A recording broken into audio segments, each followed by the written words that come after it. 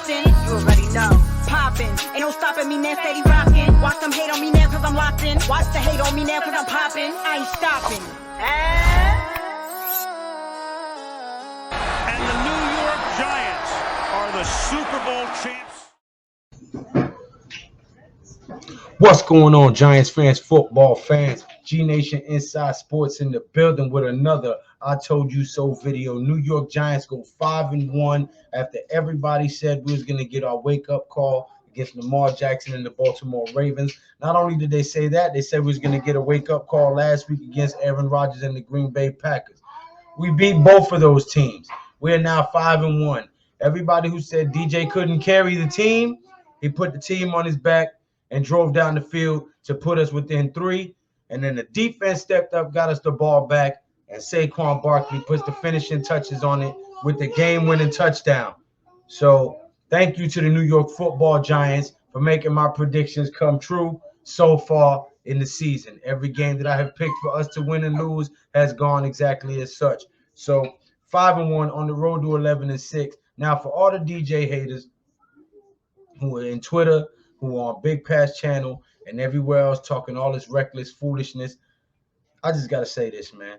At some point, y'all got to admit when you're wrong. This is why there's so many divorces and so many things in the world. People too proud to admit when they fuck up, man. You know what I'm saying? You got to stop that, bro. We got to be adults. Accountability is key if you want to be successful in anything in life. You know what I mean? You got to be able to look at yourself and do a self-inventory and do some reflection and admit when you're wrong.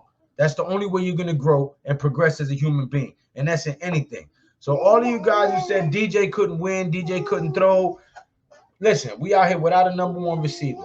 We out here without a number 1 center, okay? We out here without our DBs healthy. We're out here without our interior defensive line healthy because Leonard Williams is not 100% today. We got a lot of deficiencies and injuries on this team, and we're still finding ways to pull together, scheme up plays, scheme up defenses and offenses, and win games. So 5-1 on the road to 11-6, as I said. Saquon Barkley looking like he had a bit of a shoulder injury. Leonard Williams looking like he wasn't 100%. But somehow, some way, we march down the field. We find a way to pull it out. Thibodeau with the strip sack and Leonard Williams with the recovery at the end. And for anybody who's been talking reckless about trade Saquon Barkley, get rid of him while he has value, this, that, and the third, listen, I don't know what games you guys are watching. The average running back would have took that run into the end zone and padded their stats and added that touchdown to their stat sheet. This man is so selfless that he was thinking team first and not his own stats.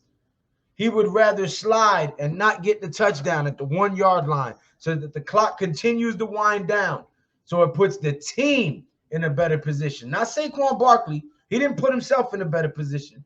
He sacrificed a touchdown for his stats to put the team in a better position to ensure that we win the game and don't give Lamar Jackson the ball back with time to hurt us.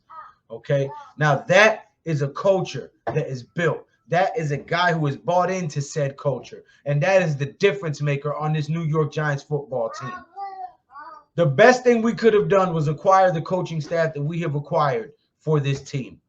They have turned this team around in one season. Like I said, everybody said, oh, we blow it all up. It's going to be 3 to 5 years for a rebuild before we're any good.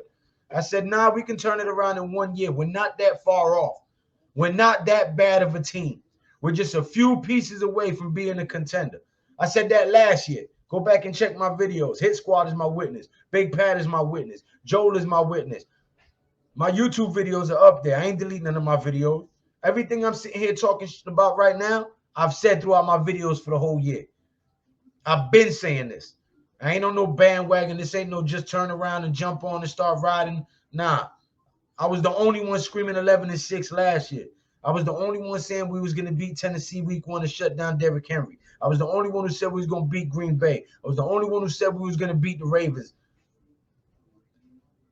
And I'm still on my bullshit. 11-6. The New York Football Giants are serious. Put some respect on their name, man. Put some respect on their name. Telling you, bro. We're about to sweep Washington. We're going to beat Dallas on Thanksgiving. Remember I said it. We're going to beat Dallas on Thanksgiving, okay? And we're going to take the NFC East. We're going to sweep Washington. We're going to beat Dallas on Thanksgiving. And don't be surprised if we sweep or split with the Philadelphia Eagles. If we do split, I think we'll beat them on the last game of the season.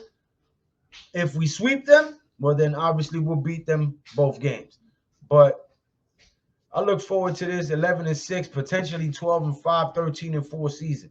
So everybody who thought I was bugged out and said I was crazy when I made these predictions in the beginning of the year, or last year actually, and didn't believe me, the New York Football Giants are proving me correct, and they're showing you that I know my stuff. When I'm talking football, I'm not just blowing smoke.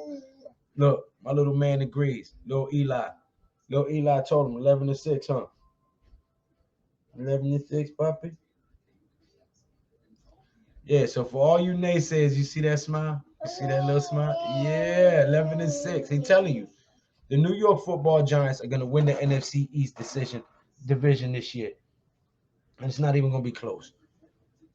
Cowboys about to fall off. As soon as Dak Prescott comes back, they're going to take a dive because they're better off with Cooper Rush than they are with Dak Prescott, and that's a fact. Philadelphia Eagles are going to be exposed here momentarily. And Washington, it is what it is.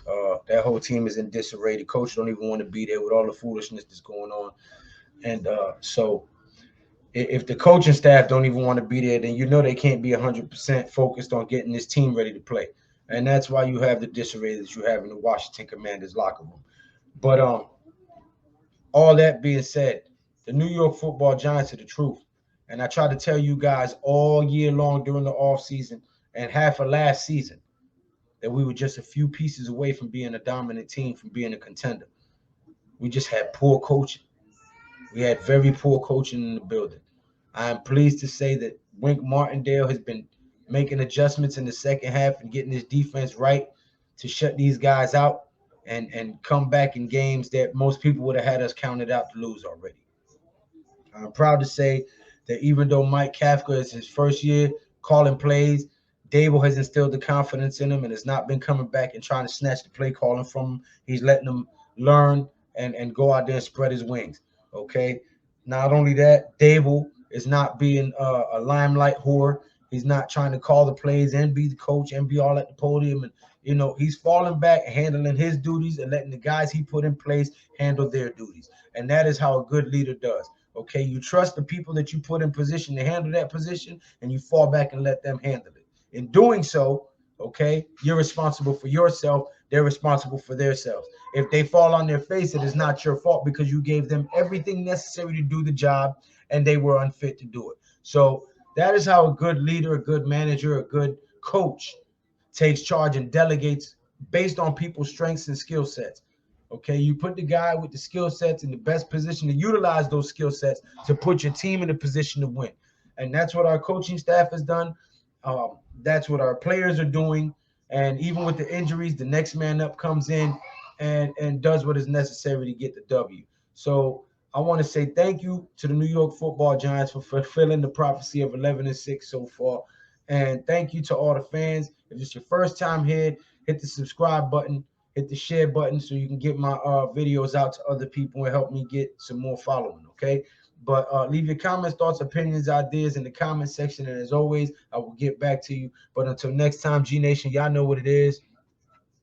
Ain't no chat, no like, it's just action. All my just front like these hats. You already know. Poppin'. Ain't no stopping me now, steady rockin'. Watch them hate on me now cause I'm locked in. Watch the hate on me now cause I'm poppin'. I ain't stopping.